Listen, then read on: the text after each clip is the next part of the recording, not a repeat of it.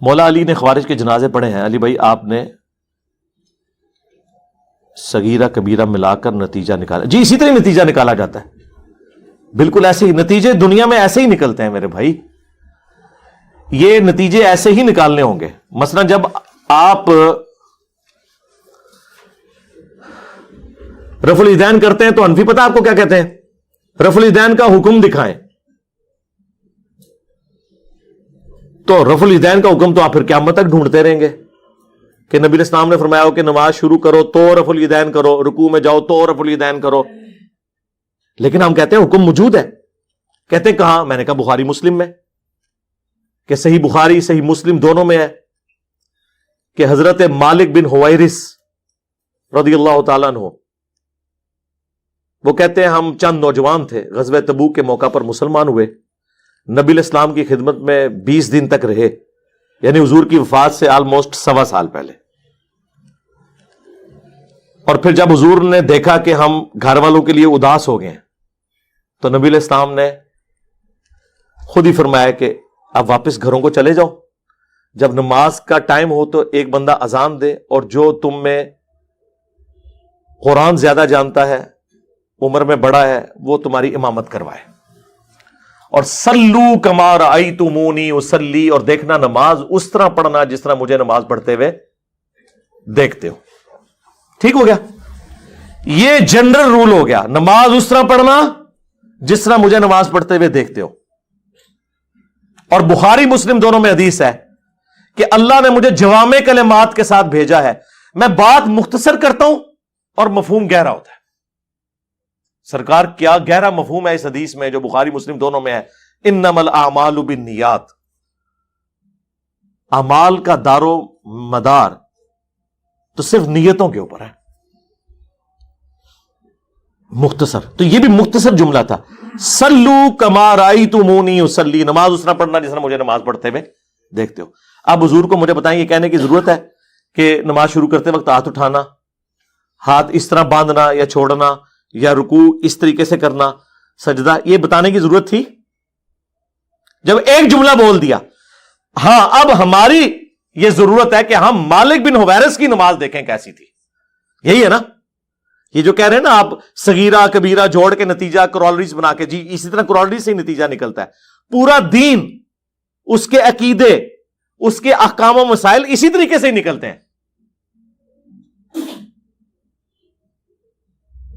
تو مالک بن حویرث کی حدیث بخاری مسلم دونوں میں ہے کہ جب وہ نماز شروع کرتے تو دونوں ہاتھوں کو اٹھاتے. بخاری میں تو اٹھانے کا ذکر ہے, مسلم میں ہے کہ کانوں تک اٹھاتے, یعنی انگلیاں کانوں کی سیدھ میں اور ہتھیلیاں کندھوں کی سیدھ میں, اور رکوع میں جاتے وقت بھی اور رکوع سے اٹھتے وقت بھی. اور بلکہ بخاری میں تو جلسہ استراحت کا بھی ذکر ہے کہ مالک بن حویرث اس وقت تک تاک رکعتوں میں قیام کی طرف نہیں جاتے تھے جب تک کہ بیٹھ کے اٹھ نہ جائیں. یعنی پہلی رکعت پڑھی نا تو 2 سجدے کر کے بیٹھتے تھے اور پھر سہارا لے کے کھڑے ہوتے تھے دوسری رکعت کے لیے.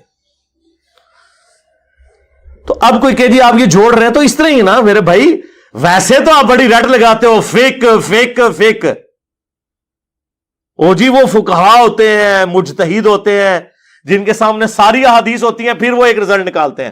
ادھر جو ساری حدیث ہیں جو غلط رزلٹ کٹ رہے ہوتے ہیں وہ مان لیندے ہو, اور جو بندہ ساری آیات اور احادیث سے صحیح رزلٹ نکال کے بتا رہا ہے, جو ایک ان پڑھ کو بھی سمجھ آ جائے اور ایک پڑھے لکھے کو بھی سمجھ آ جائے, اس کو کہتے ہیں آپ نکال رہے کیوں ہیں.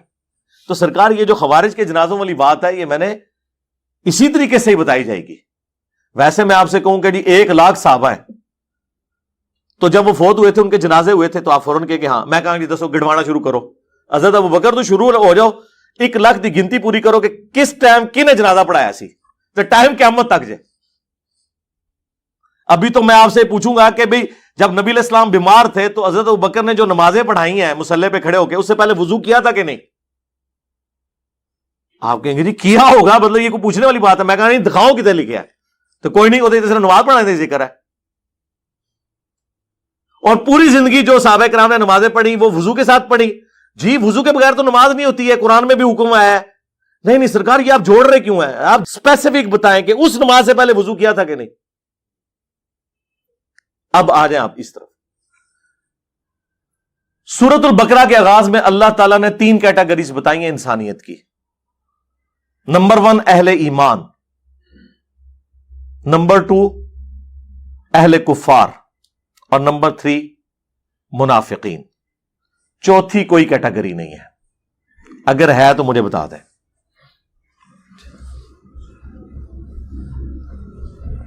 جہاں تک منافقین کا تعلق ہے تو یہ صرف نبی علیہ السلام کی وحی کے اوپر موقوف ہے کہ آپ کسی کو بتا دیں تو آپ بتا سکتے ہیں. حضور کے بعد کوئی بندہ بتا نہیں سکتا کسی کے بارے میں کہ وہ منافق ہے یا نہیں. آج کی ڈیٹ میں صرف 2 کیٹیگریز ہی باقی ہیں، کافر اور مسلم.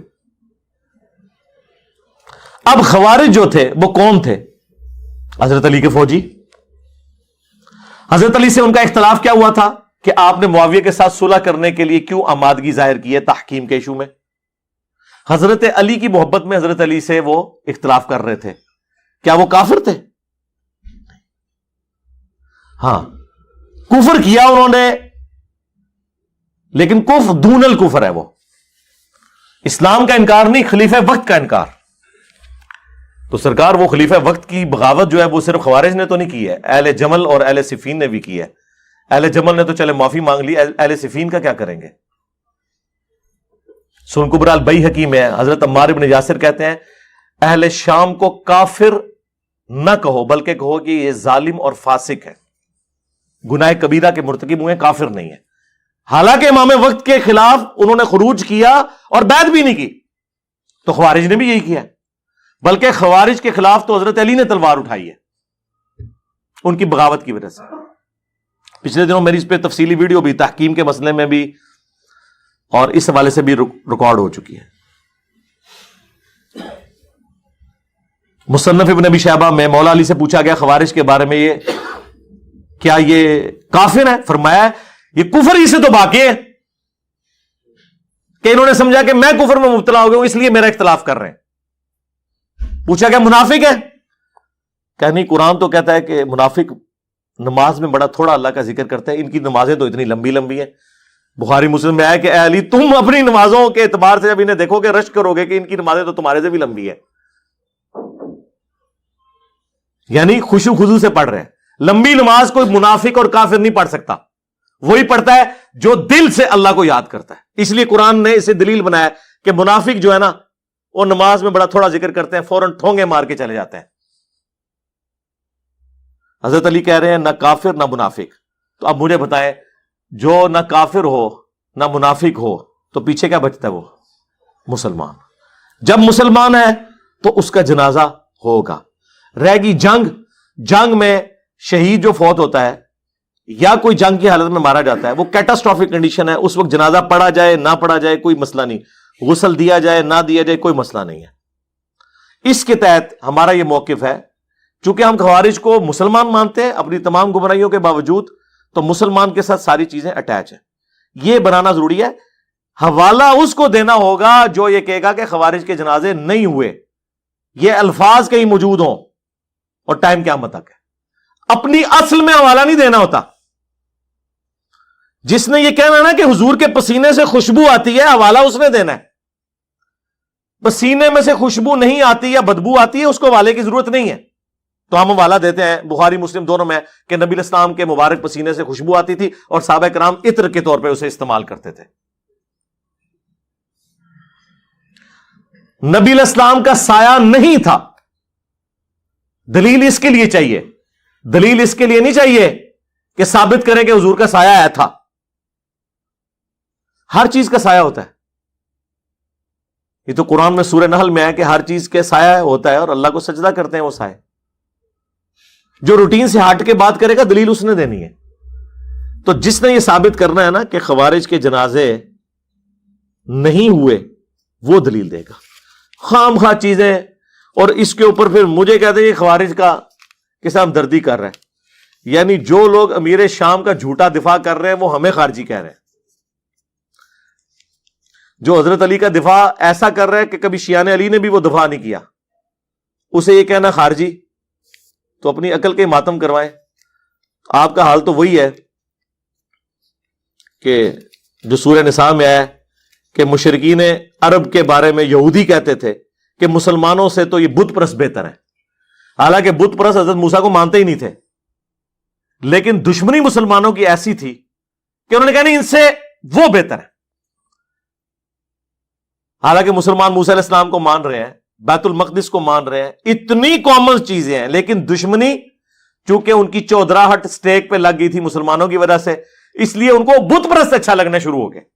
آج بھی پریکٹیکلی آپ دیکھ لیں، اہل حدیث ہم سے زیادہ ان کے ساتھ پینگے بڑھائے ہوئے ہیں جنہیں وہ مشرک اور کافر کہتے تھے، ان کی تعریفیں کرتے ہیں، ان کے پل باندھتے ہیں، اور ان کی ویڈیوز اپنے پیجز کے اوپر شیئر کرواتے ہیں، اور ان کی ویڈیوز وہ شیئر کرواتے ہیں۔